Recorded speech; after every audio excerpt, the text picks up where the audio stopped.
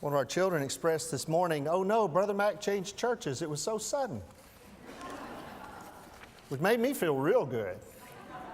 But no, Brother Mac is visiting a church that he spoke at last summer, and they are building a building. Today is the dedication of that building, and he's back speaking for the dedication of that building. So rest assured, young child, we're okay. I'm glad that Brother Mac will be back. And it's good to serve with a pastor who will look at you and say, "I need you to preach on such and such," and I can look back and say, "Thank you." I appreciate the opportunity to speak anytime. Of course, it's not about me, it's not about Brother Mac, it's about the Lord, it's about His Word, and our attempts to explain and talk and understand ourselves. Turn with me, if you would, to the book of Mark, chapter 8, please. And while you're turning there, I want to ask you to do a couple things. One, think about times that the Lord has blessed you. That's a good way to start, isn't it? Think about things that He's done for you. Just go on back and think years and years ago, all the way up to now. Things that maybe you didn't know then were blessings, because sometimes retrospect shows us the best blessings. Things that you knew were blessings and maybe you took for granted later on. And think about the times He's delivered you, the times He's taken care of you. Maybe something you couldn't see a way out of, something that was pretty treacherous. Maybe an event that you thought only God could pull this off, and He did, and that was incredible. It doesn't have to be dramatic. It can be something as simple as making it to June 1 in your checkbook.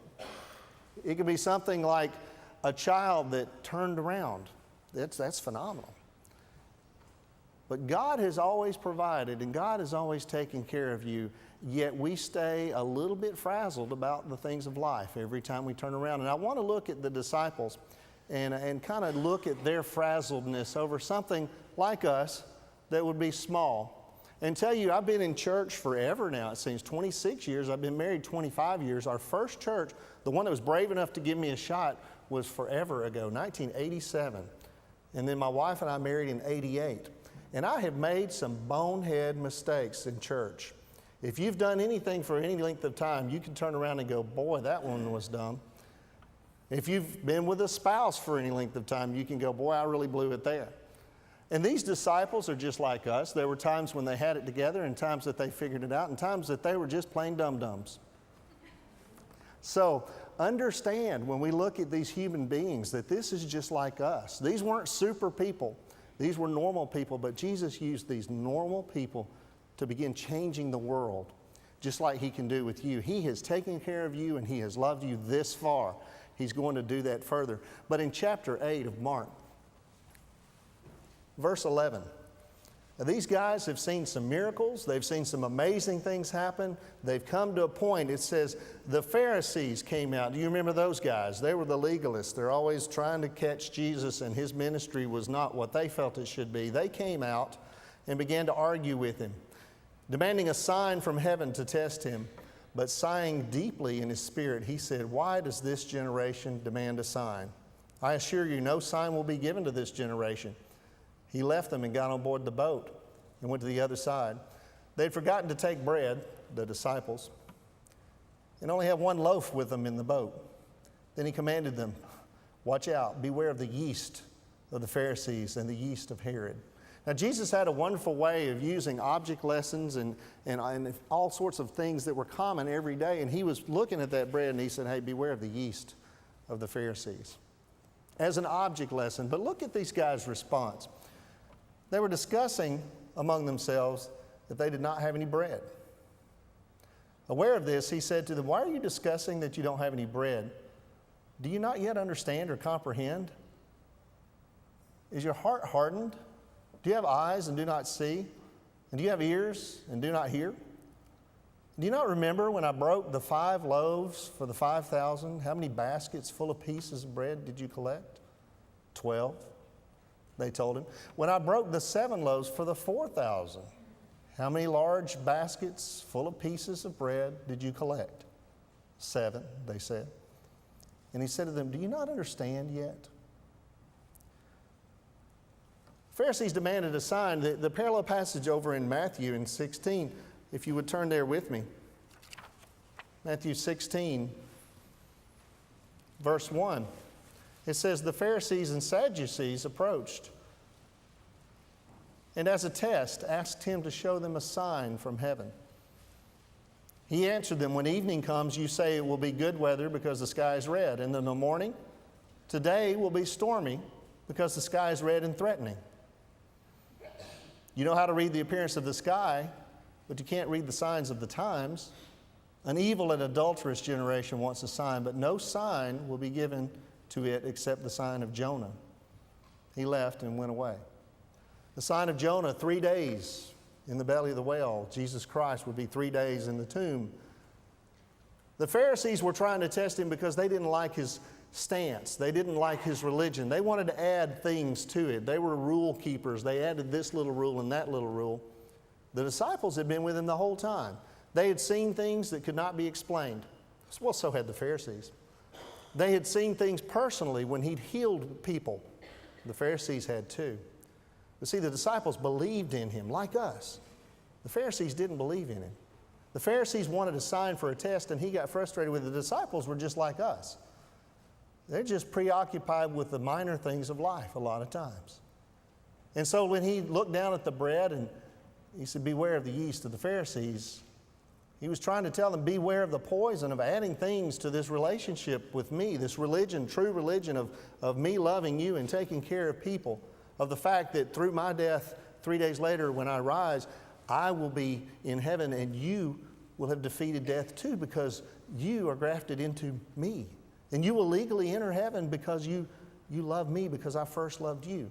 But the Pharisees, they're just adding this busy religious stuff, so beware of them.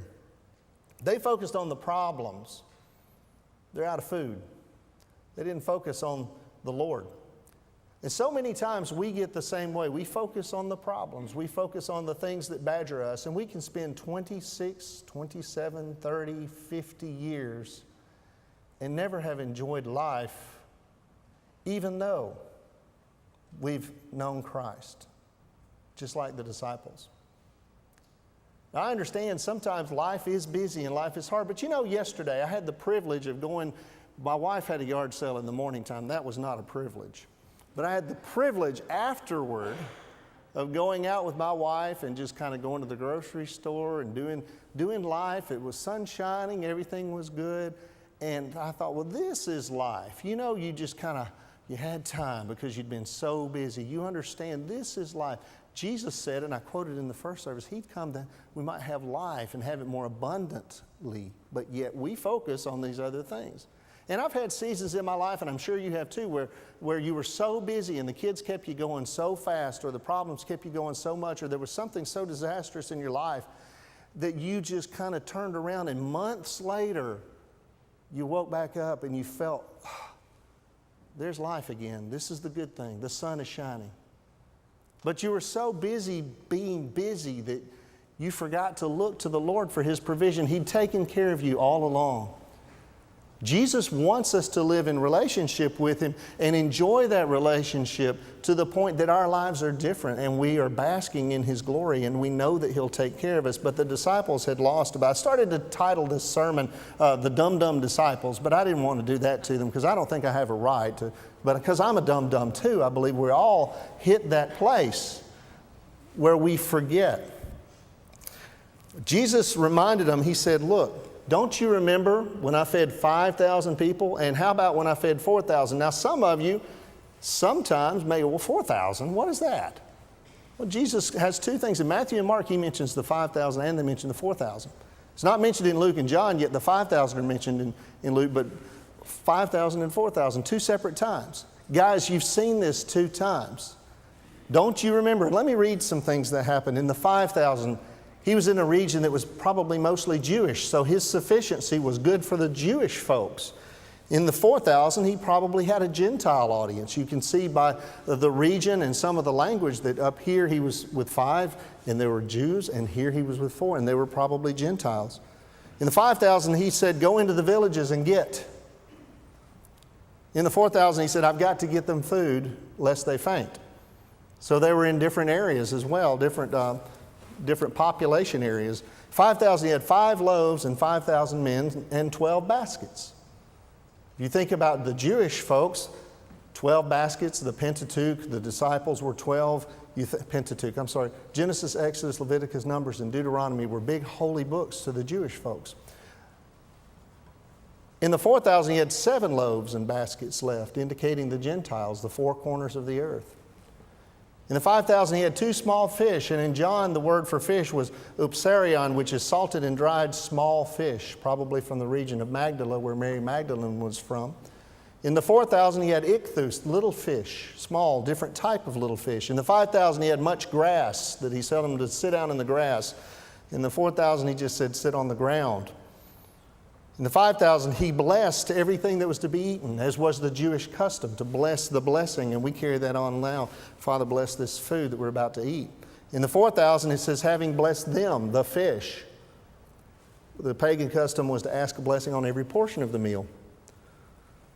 In the 5,000, he had baskets, kophanos or kophanos, small shoulder baskets, 12 baskets left over, kind of like a lunch basket that a person traveling would take when he needed lunch and maybe his provisions for the day. That was left over, 12 baskets.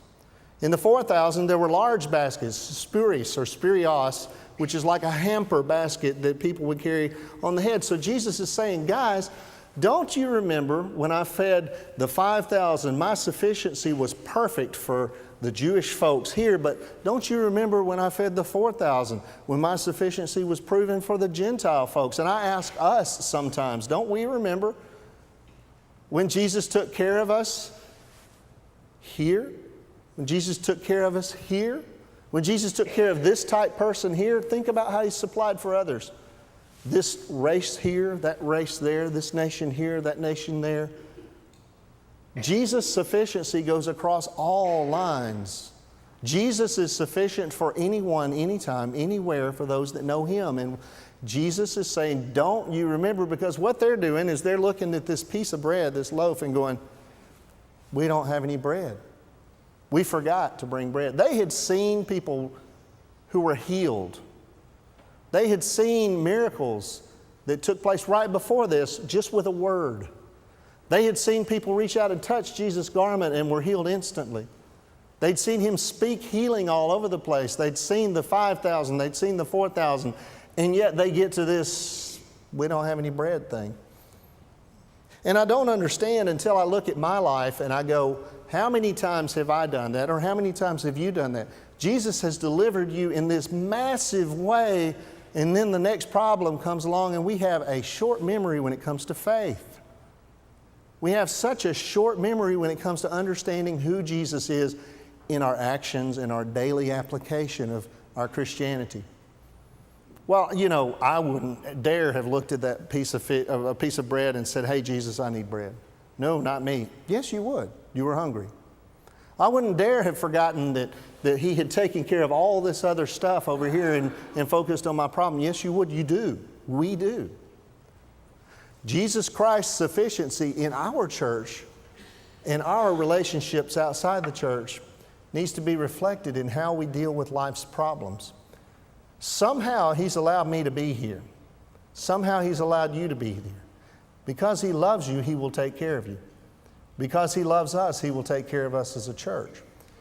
But we need to walk in faith with the assurance. Have you ever seen a guy who was down and out really badly? He walks. You know, he's not too confident. And he just looks worried. What do you do if the guy knows he's got everything covered? His finances are right, everything's cool, he's successful, his family's doing well. You see that countenance change. He begins to walk a little more spiffy, a little bit more upright. We've got it better than that. No matter what happens, Jesus is sufficient. And I encourage you, as I look at these passages too, because a preacher's not supposed to preach anything that he wouldn't preach to himself or that hasn't spoken to him, to look back at the past and figure out those times where He has delivered you so massively that you have no way to deny it, and apply that knowledge to the next tornado that comes along. Apply that knowledge to the next disaster that happens in your family or happens in your life. Apply that knowledge in how you face the world tomorrow or even this afternoon. He asked them, He said, do you not yet understand?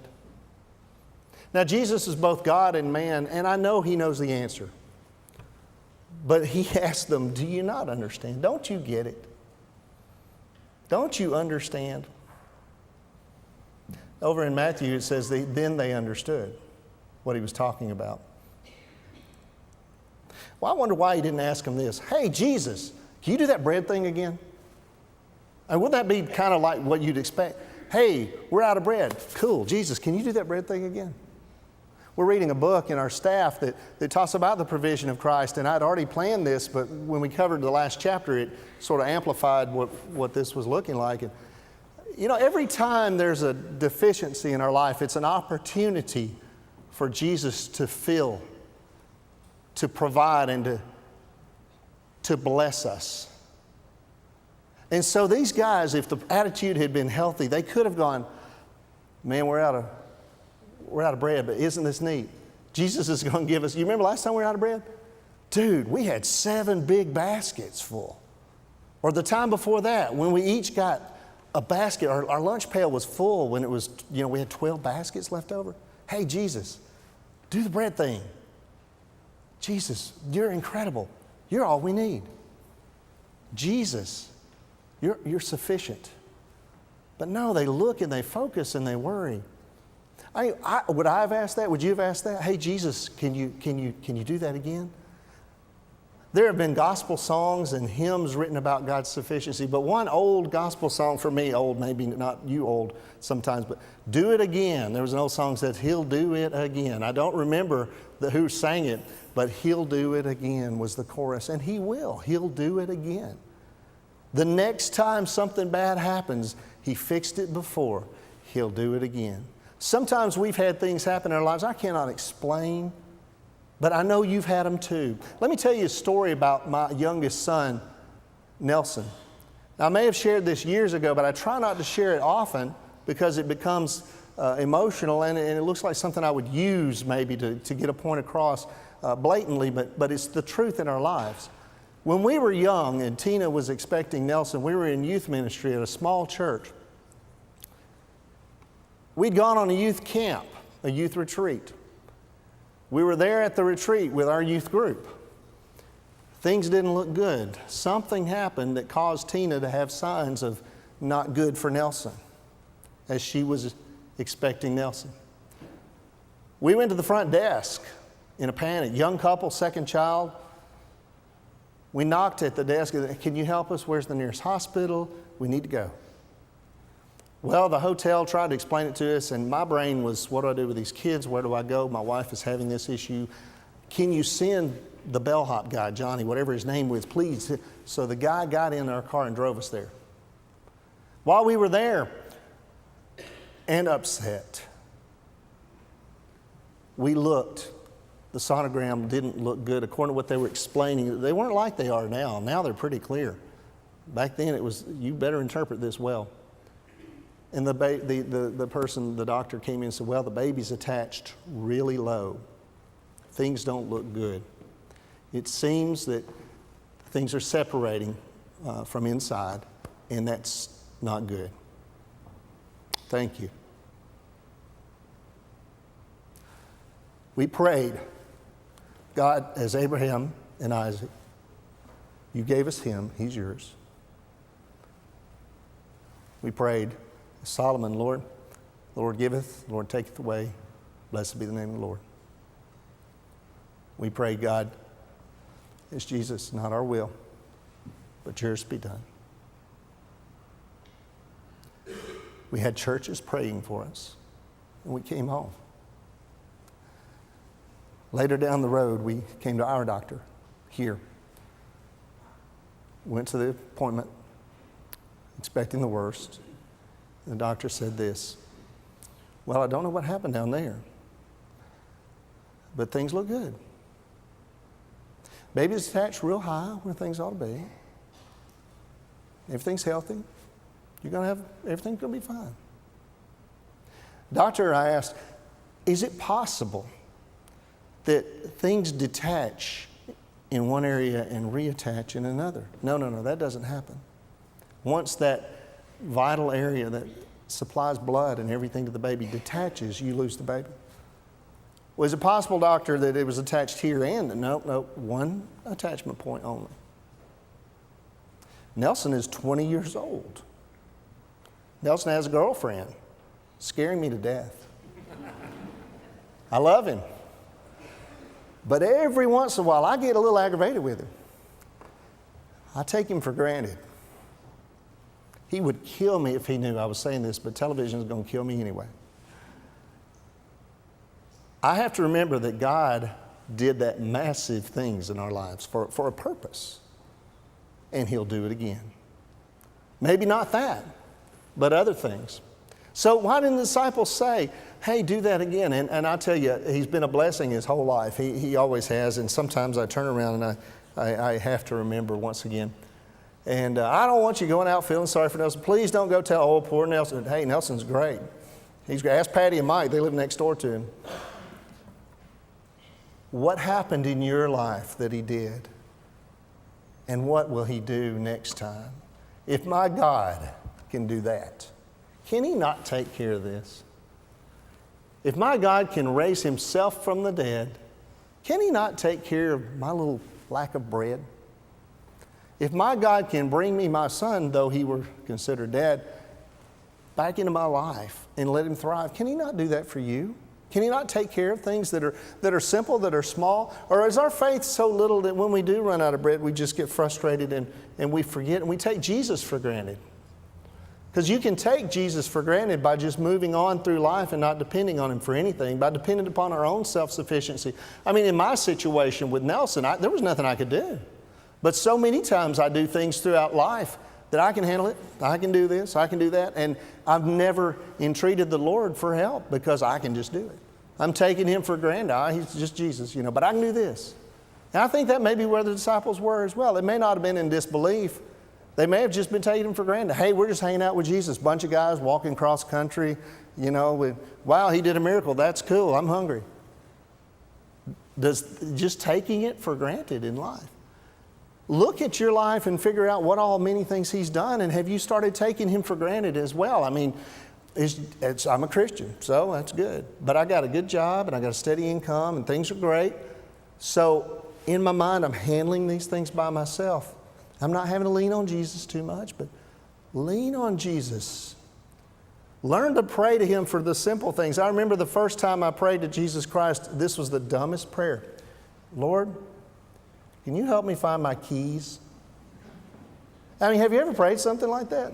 I've been losing my keys since I was 16 years old. He helps me every day. Lord, can you help me? And do you try to make deals with Him? Remember the Pharisees said, send me a sign. Have you ever done this? God, if you'll just do such and such, I'll do thus and such. I remember a church one time, Lord, if you'll just get me out of this one and over to that one, Father, I promise I'll do so-and-so and so-and-so. Lord, they're killing me here. Wasn't this one before we got here. And you know what God said? Hush up and work. Can't make a deal with God. He's going to handle it. One way or the other, He's going to take care of it. Where was their memory? Do you ever lose your memory? Where was their faith? Do you ever lose your faith? Do you ever completely forget what Jesus has done for you and you move on to Monday?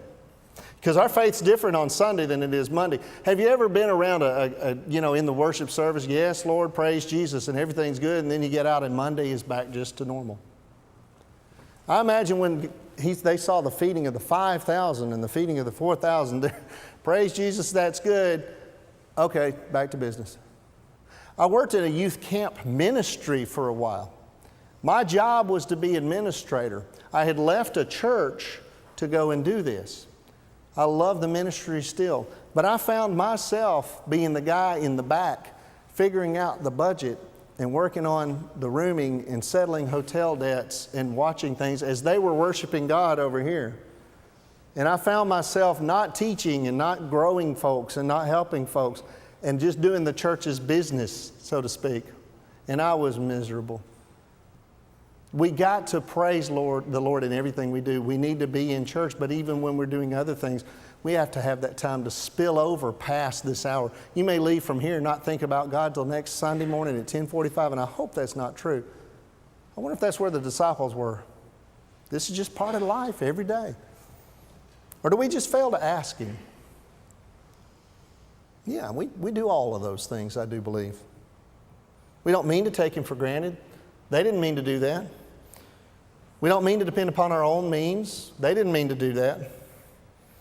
We don't mean to forget what He's done. They didn't mean to. It just kind of happened. So what do we mean to do? Well, we need and we mean to need to focus. To focus on Jesus Christ. To remember our salvation. You know, before you met Christ, you were going to hell. Have you thought about that? Before He came into my life, I was headed to hell. We don't talk about hell as much as we used to, but we were headed that way. And if you don't know Jesus, that's still true. Your friends, your neighbors, your relatives, that's true for them. I enjoy reading what other people write, mainly because they're smarter than me and I need their information so that I can serve Him better. But D.L. Moody said that he used to, in his mind, when he met someone, he would put an L on their forehead in his mind until he knew them well enough to declare, yes, they are saved. If he didn't know, he would have that L on their head in his mind. And he made it his business. I'm not that good. I would like to be better. How about you? What about those friends and those folks that you don't know? Are you that good, or would you like to be better? That concern that we have for others. Are we that concerned, or are we more concerned with offending them if we present the gospel, if we've lived out our faith in front of them, and if we're able to tell them about Jesus Christ? Remember our salvation. Somebody else needs to hear about it. Somebody else needs to see it. Remember our provision. God has provided so much for us in so many ways. We're here in the richest nation in the world still at this point, sort of. We hope that it remains that way. We hope that we're here. We know we are in the richest population of the world as far as individuals go. If you travel to other countries, you know that's the truth. God has provided more than we need, abundantly. And it's not a sign of being in His goodwill. It just means that He has done that for us. We've not earned it. He has done that. You will go out this afternoon and you'll eat something. You'll eat something wonderful. Something that so many other people in the world would just literally love to have. Folks that don't have anything would go by and watch you eat and just envy so poorly what we have. We are so blessed. Remember His provision. Thank Him and live in that thanks. And remember His peace. You know, He's with these disciples. Everything's handled for them. Everything's taken care of. Golly, I mean, if He can bring more food into existence, that's pretty peaceful. I'd be about this big. Of course, He gave just bread and fish, healthy diet. But remember His peace. He's brought peace into your life. Don't let the little things of the world take your peace. Don't let the little things that'll happen tomorrow, the thing that happened yesterday that's on your mind, the relationship, the problem, the bill, it's okay. The big picture is you are claimed as a child of the King of 1,000 hills. He has everything handled. And when we come to the end of this time, we will be in the castle with our own room, our own house, our own place. Somehow He's looked upon us and said, you know what? I love you enough to give you Jesus, and you're going to inherit with Him as a co-heir the kingdom of heaven. Our lives should reflect that peace as we move forward. Are we good at it? Oh no, we're terrible at it. How can we be better? Spend time in the Word. Understand our Father. Move forward by understanding who He is in prayer. Communicate with Him. You know, we all talk a good talk, but look at your life, look at your morning, look at your evening, and analyze it for yourself. How much time do we spend trying to know the Father's heart by being in His Word and being in prayer with Him? Remember His provision, remember your salvation, remember your peace. Face the world with what He will provide in plenty, in want, in triumph, in trial. Give Him the glory in front of men. Tell people about what He's done for you. Be different. Let it not be said of you that you do not exhibit faith. Let it be said that you live in faith under the knowledge of Jesus' deliverance and provision. When a problem arises, thank God that He's about to meet a need that will show off who He is. Live with the intent to witness to others. Never have, O ye of little faith, spoken about you, because He'll do it again. Whatever He's done and provided, He can do it again. He will do it again. My prayer for us today is we walk away from here energized, that we walk away from here as a church ready to be more on the move, that we walk away from here as a church that shows who Jesus Christ is, and that tomorrow when the problems hit you again, you live in faith. You take the lesson of the disciples. You don't want Jesus to ever look at you and go, Kevin, you still don't get it, do you? Do you not understand? As He did those disciples. Or insert your name there. Let's stand together.